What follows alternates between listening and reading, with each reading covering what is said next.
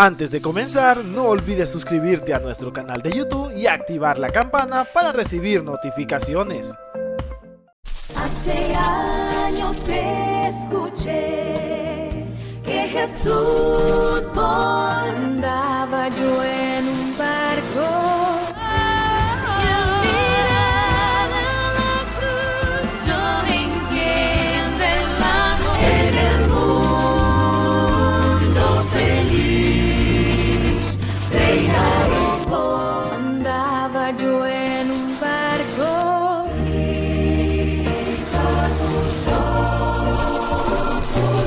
Tú eres mi razón, ve y dile a otro.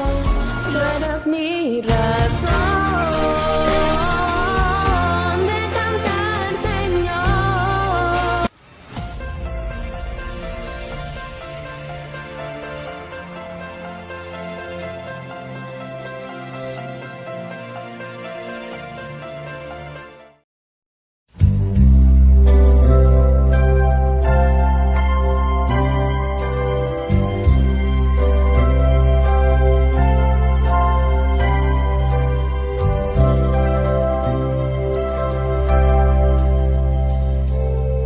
Paciente esperé a Jehová,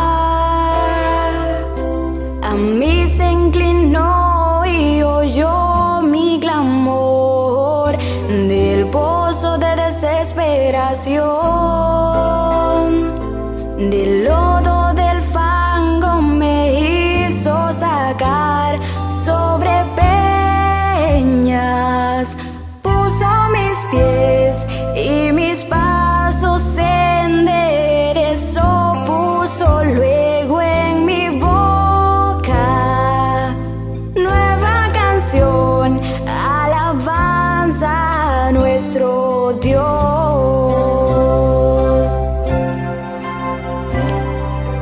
Señor, no retengas de mí tu grande bondad y tus misericordias se gocen y se alegren en mí. Aquellos los que aman tu gran salvación, mi ayuda, mi libertador, eres tú, Señor, seas enaltecido por siempre. Mi voz cantará alabanza a nuestro Dios.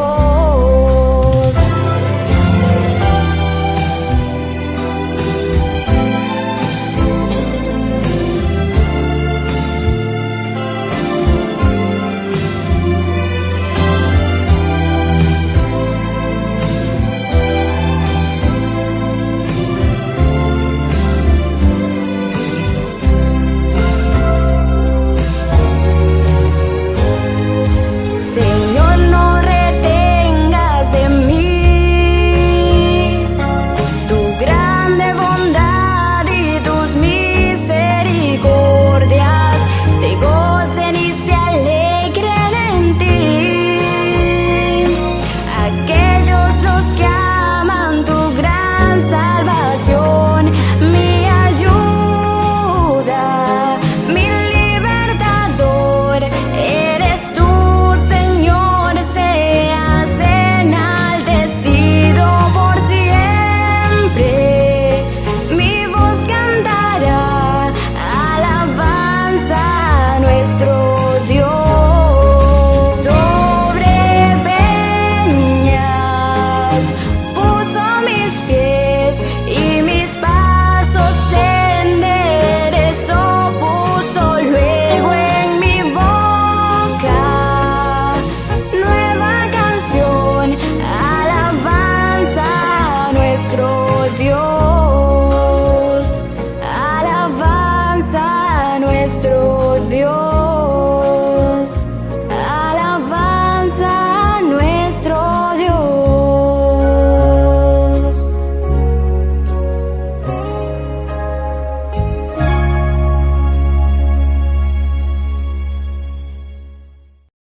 Bienvenidos amigos de nuevo con nosotros a nuestra serie La Jornada de Fe. Hoy estaremos estudiando las pruebas de la fe. En la vida todos nosotros hay momentos en que estoy seguro que hemos enfrentado la vida con alguna situación bastante difícil. Quizás pensamos en esas situaciones que no vemos cómo vamos a poder sobrevivir esa situación. Sin embargo, la Biblia nos deja saber que esto no es solamente algo que le pasa a los que no creen en Dios. Aún aquellos que creen en Dios pasan por pruebas. Para esto, les invito a inclinar su rostro para tener una oración y leeremos cómo es que Abraham tuvo la misma prueba de fe. Señor mío, te damos gracias por tu palabra inspirada. En una manera especial yo pido, Señor, que tú nos guíes a través de la inspiración de tu Espíritu Santo. A través de esta palabra que Él inspiró, que Él nos guíe, Señor. Que Él sea nuestro maestro en este día. A través de este estudio, fortalece nuestra fe, Señor. Quizás en nuestra situación nos encontramos en la misma situación en la que estaba Abraham, probado, Señor, quizás con preguntas en su mente, indeciso un poco. Sin embargo, sabemos que tú eres el mismo Dios de Abraham y nuestro mismo Dios hoy en día. En el nombre de Jesús te lo pedimos. Amén. Les invito a abrir nuestras Biblias al libro de Génesis capítulo 12 y el versículo 10. Encontramos aquí algo interesante sobre la historia de Abraham. Nos dice en Génesis capítulo 12, versículo 10. Hubo entonces hambre en la tierra y descendió Abraham a Egipto para morar allá, porque era grande el hambre en la tierra. Al momento hemos visto que esta jornada Abraham no la tomó de sí mismo. Era un llamado que Dios le había dicho, que era el Señor que lo guiaría, que estaría con él, que iba a proveer por sus necesidades, por su familia. Pero en este momento Abraham se encuentra en una situación bastante difícil, porque nos dice aquí que hubo hambre en la tierra. En este momento quizás Abraham pudo haberse hecho la pregunta, pero si Dios me está guiando, ¿por qué me está sucediendo esto? Pero el Señor había prometido que iba a proveer por mis necesidades. La Biblia no nos dice exactamente qué fue lo que transcurrió por la mente de Abraham, qué preguntas se hizo, pero nos deja saber que por un momento él deja el lugar donde estaba para buscar refugio, o por lo menos un tipo de ayuda temporal. No sabemos si este necesariamente fue un error en parte de Abraham, porque sabemos que en otras partes en la Biblia, cuando parece que no hay solución, el Señor siempre provee. Cuando el pueblo de Israel iba saliendo de Egipto y parecía que se les había terminado el agua, todos sedientos, milagrosamente el Señor les provee agua. Cuando se les termina el alimento, milagrosamente el Señor les provee alimento. Elías, en el tiempo de la sequía, el Señor envía aves para que lo alimenten. Puede ser que el Señor también, si Abraham se hubiese esperado en ese momento, pudiese haber alimentado también. Sin embargo, la Biblia nos dice que él baja hacia Egipto. Y nos dice lo siguiente sobre esa experiencia allí. Nos dice lo siguiente en Génesis capítulo 12, el versículo 11 al 13. Sigue diciendo la Biblia.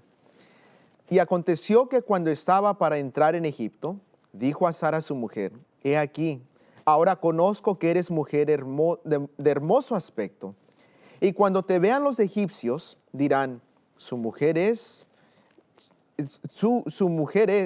y me matarán a mí, y a ti te reservarán la vida. Ahora pues, di que eres mi hermana, para que me vaya bien por causa tuya, y viva mi alma por causa de ti. Esto aquí pareciera que nos muestra que Abraham está demostrando que tiene un punto débil en su fe del Señor. Habíamos visto que el Señor, cuando primero lo llamó, le dice, te voy a bendecir, te voy a proteger. Pero en este momento parece que Abraham toma las cosas en sus propias manos y por temor a la muerte, por querer sobrevivir, pareciera que su vista divina se opaca un poco y no ve las cosas muy bien. ¿Sabes? Es en estos momentos de pruebas que nuestro carácter verdadero se demuestra. Y pareciera que el Señor permite que Abraham pueda pasar por esta prueba para que él vea esos defectos. Muchas veces en la vida nosotros no vemos lo que somos hasta que pasemos por alguna crisis. Nuestro carácter verdadero sube a la superficie y nos damos cuenta por nosotros mismos quiénes somos. Nos dice ahí la Biblia algo interesante, porque nos dice que Abraham le dice a su esposa que mienta con un propósito, solamente está pensando él en una cosa: para que me vaya bien por causa tuya y viva mi alma por causa de ti. Él piensa que la mentira le va a dar la vida. Mira, la Biblia nos anima con algo, poniéndonos a pensar sobre esta situación. Porque quizás como Abraham, tú y yo, o hemos estado o estamos actualmente en alguna prueba como la de Abraham, que él se tiene que hacer una pregunta: ¿qué voy a hacer en este momento? ¿Espero aquí? ¿Espero para que el Señor milagrosamente provea por mí? ¿O voy acá a otro lugar donde yo sé que hay alimento? Pero estando ahí, nosotros sabemos que vienen preguntas y pruebas. ¿Diré la verdad? ¿Qué haré en este momento? ¿El Señor realmente me va a proteger? Es que el Señor quizás no sabe que esta gente es bien maligna. Nota lo que dice Primera de Pedro capítulo 4. Primera de Pedro capítulo 4, versículo del 12 al 13, por favor, abran sus Biblias ahí. Es como que el Señor nos da antemano una clave sobre qué esperar en la vida cristiana. Nos dice: amados, no os sorprendáis del fuego de prueba que os ha sobrevenido, como si alguna cosa extraña os aconteciese, sino gozaos por cuanto sois participantes de los padecimientos de Cristo, para que también en la revelación de su gloria os gocéis con alegría. Sabes, aquí nos dice que la prueba en la vida, nosotros la consideramos como una sorpresa. Decimos: pero Señor, ¿por qué? Me he encontrado con muchas personas que al entregar su vida a Jesucristo pareciera que todo le está yendo mal. Y dicen: pero esto no me pasaba antes de que entregase mi vida a Dios, y ahora que le entrego mi vida, parece que me están pasando varias pruebas. Y este pasaje nos muestra una clave, porque nos dice aquí que nos debemos de gozar porque vamos a participar también nosotros de la gloria de Jesucristo con gran alegría. En otras palabras, las pruebas están desarrollando ciertas características que nosotros necesitamos tener en la vida para reflejar la imagen de Jesucristo. Santiago capítulo 1 nos agrega un poco sobre las pruebas también. Santiago capítulo 1 del versículo 2 al 4 nos dice lo siguiente la palabra de Dios: hermanos míos, tened por sumo gozo cuando os halléis en diversas pruebas, sabiendo que la prueba de vuestra fe produce paciencia, mas tenga la paciencia su obra completa, para que seáis perfectos y cabales, sin que os falte cosa alguna. Cuando yo paso por las pruebas en la vida, no se me viene a la mente usualmente: ¡ay, qué lindo, qué gozoso! Pero Santiago nos deja saber aquí la razón por la que debemos de gozarnos es porque vemos el fin de la prueba. En otras palabras, sabemos que esta prueba no es en balde. Sabemos que esta prueba no es por casualidad, pero sabemos que esta prueba es obra de Dios para poder traernos a un punto en nuestra vida espiritual que estamos satisfechos, estamos gozosos, estamos maduros, hemos desarrollado ciertas características y obviamente sabemos también que hay ciertas características que tenemos que dejar a un lado. Nos dice la Biblia en Colosenses capítulo 1, versículos 26 y 27, el propósito o la obra final que Dios desea para ti y para mí. Nos dice lo siguiente, Colosenses 1, 26 y 27. El misterio que había estado oculto desde los siglos y edades, pero que ahora ha sido manifestado a sus santos, a quienes Dios quiso dar a conocer las riquezas de la gloria de este misterio entre los gentiles, que es Cristo en vosotros, la esperanza de gloria. ¿Qué es el objetivo final de Dios en llamar a Abraham? De poder demostrar su gloria a través de él. Y no solamente a través de él, a través de sus descendientes. Pero obviamente el Señor ve a Abraham y dice: Abraham, tú eres una obra incompleta. Todavía estás en el proceso de la obra que yo tengo que hacer en tu vida para moldearte. Porque yo sé lo que tú eres y yo sé lo que puedes ser. Pero para esto requiere tiempo.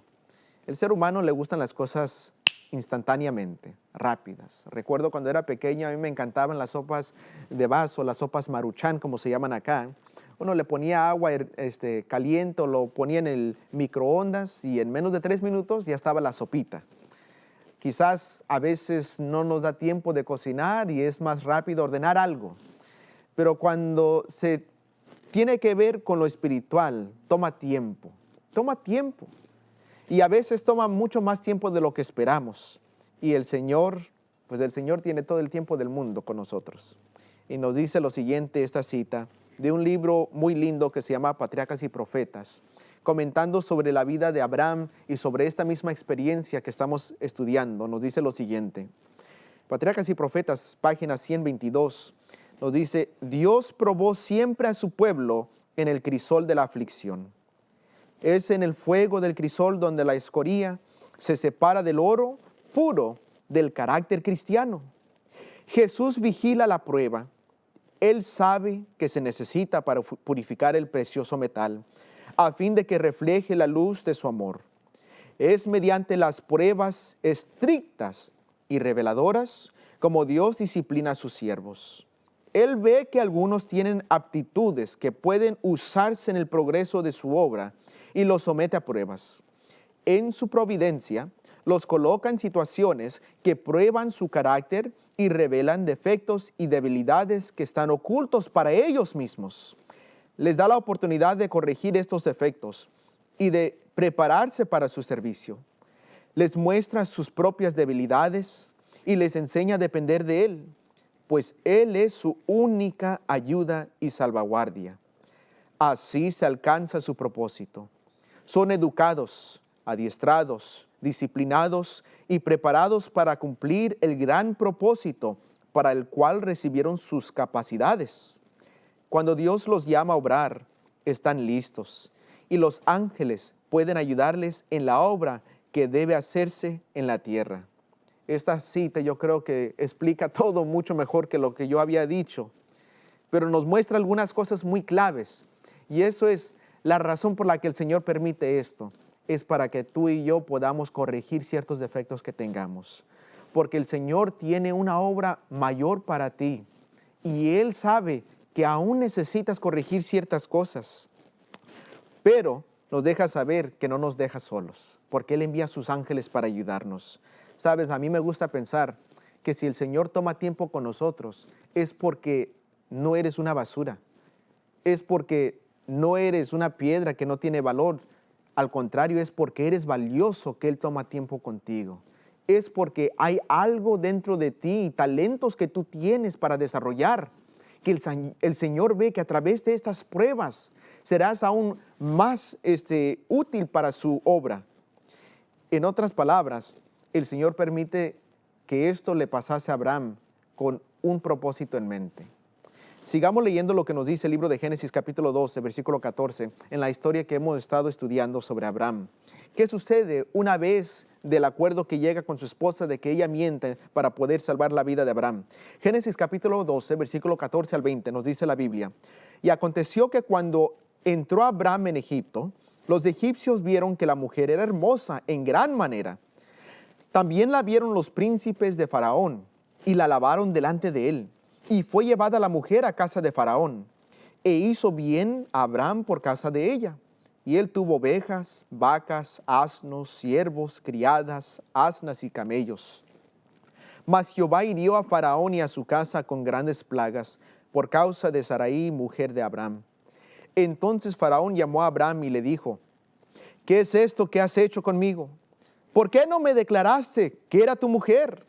¿Por qué dijiste, es mi hermana, poniéndome en ocasión de tomarla para mí por mujer? Ahora pues, he aquí tu mujer, tómala y vete. Entonces Faraón dio orden a su gente acerca de Abraham y le acompañaron a su mujer con todo lo que tenía. Sabes, esta historia es obvio que demuestra las imperfecciones de Abraham, pero nos muestra algo más, y esto es algo bastante asombrante. Cuando el Señor hizo un pacto con Abraham, es interesante que el Señor hace un pacto con Abraham, y aun cuando Abraham, como en este caso, falla en no representar a Dios bien, Dios sigue siendo fiel a su pacto. Mira, me gustaría leer de nuevo aquella promesa que el Señor había hecho con Abraham allí en Génesis capítulo 12. De nuevo allí en Génesis capítulo 12, versículo del 1 al 3.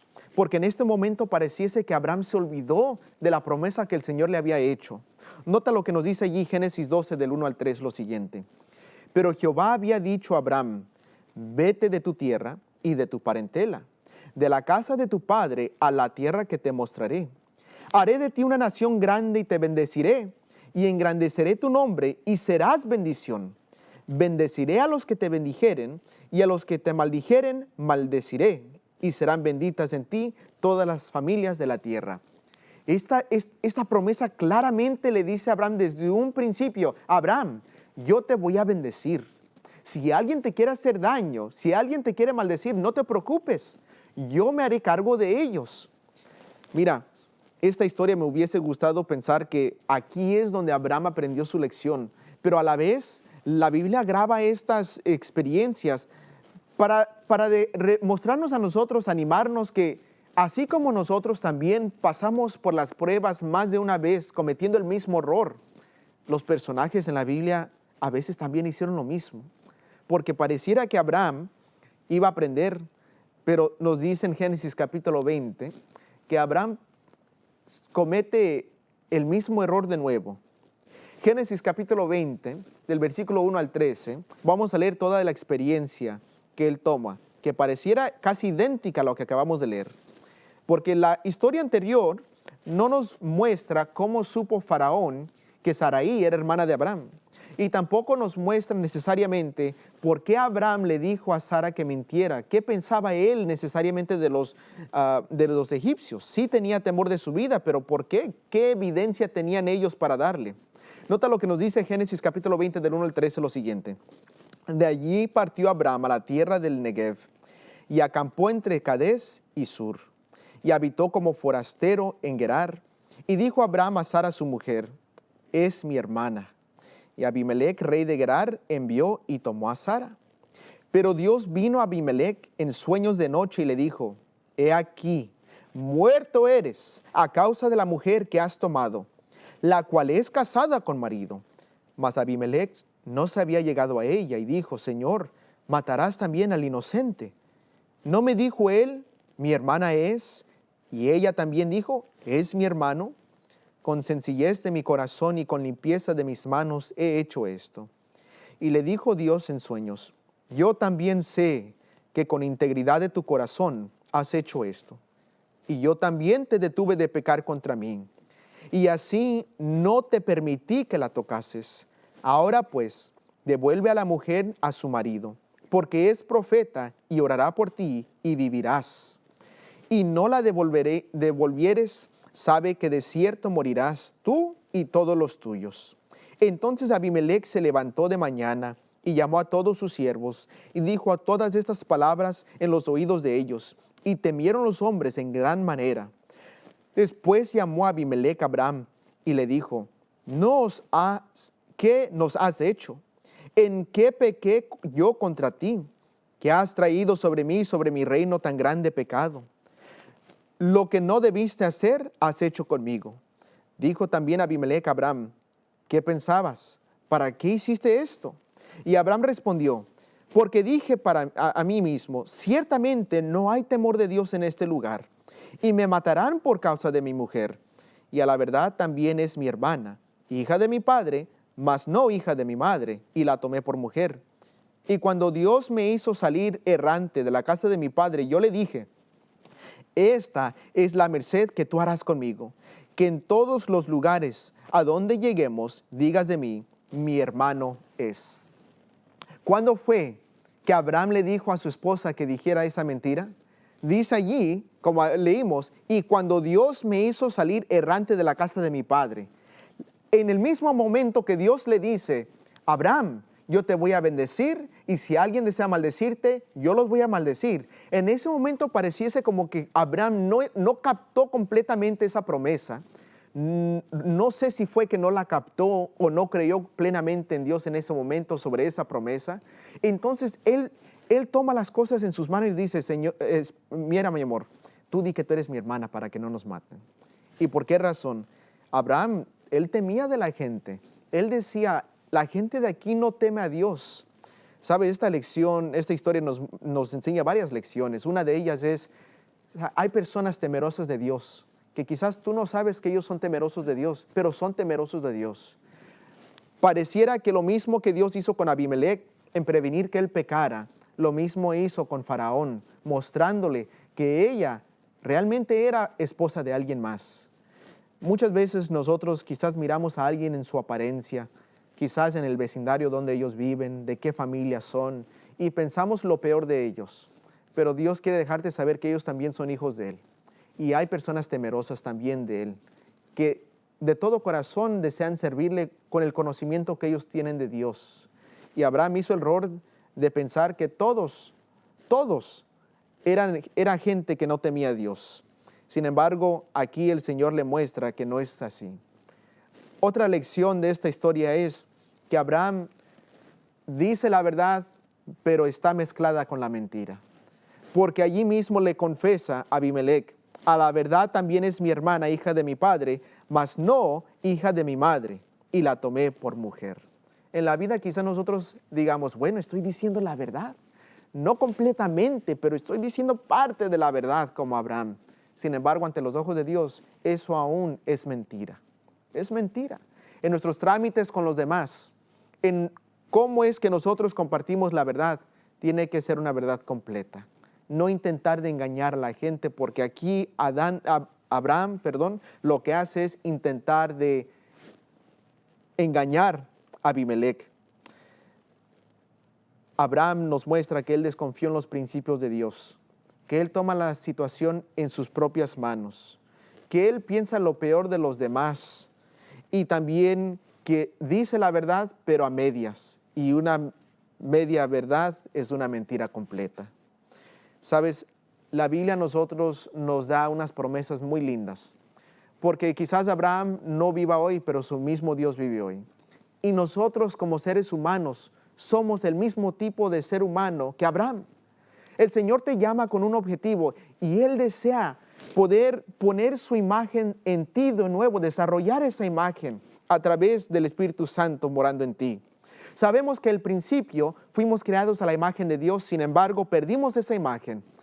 Y una de las obras de Dios al poder entrar en nuestras vidas es de poder formarnos de nuevo como lo hizo Adán con ese lodo cuando se puso de rodillas y comenzó a formarlo. Jesucristo intenta de hacer lo mismo con nosotros hoy en día. En la Biblia hay un personaje, uno de los descendientes de Abraham, que se llama Juan, uno de los discípulos de Jesucristo. Y este discípulo de Jesucristo era tremendo en sí. Él y su hermano Jesucristo les nombró los hijos de trueno. Juan fue el discípulo que cierta ocasión un pueblo no quiso aceptar a Jesucristo y le dice: Señor, ¿quieres que oremos para que les caiga fuego del cielo? O sea que si alguien no quería aceptar a Jesús, él deseaba destruirlos. Él era uno de los discípulos que decía de los niños: aléjense del maestro, él no tiene tiempo para ustedes. Juan era alguien, parece, impaciente, algo duro. Sin embargo, Juan era un discípulo que se acercó bastante a nuestro Señor Jesucristo, que fue poco a poco transformado al poder reflejar al poder tomar su vista en Jesucristo, comenzó a reflejar su carácter. Juan fue uno de esos 3 discípulos más cercanos a ese círculo de Jesucristo, que vio que Jesucristo fue transfigurado allí hablando con Elías y Moisés. Juan fue ese discípulo que estuvo allí en el jardín del Getsemaní cuando fue traicionado Jesucristo. Juan estuvo ahí cuando estaban investigando a Jesucristo, lo bofetearon. Estaba allí con Pedro, Juan el discípulo. Sabemos que una vez que lo tomaron hacia la cruz, Juan fue el que siguió a Jesucristo hasta la cruz.